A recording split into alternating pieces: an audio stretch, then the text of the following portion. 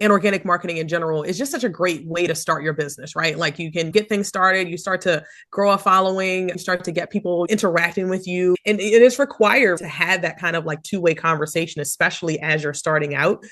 But then there comes a point where you start to think about growth, especially in a time where like social media algorithms and the reach is just dropping, right? It's just really, really hard to keep up with social media as a platform. It requires you to continue to show up. It requires you to continue to post content.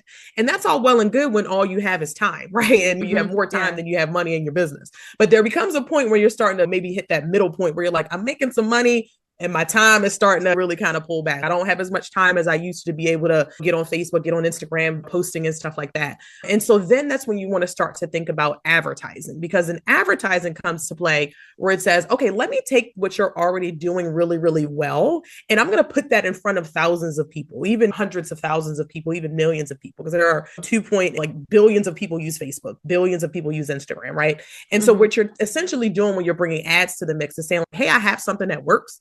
I have some content that works. I have a presence that is growing. I have an offer that works. And now I need to figure out, how do I get my offers and my presence and my content in front of a cold audience? But then not just how do I get it in front of them, how do I then capture their attention and bring them into my world?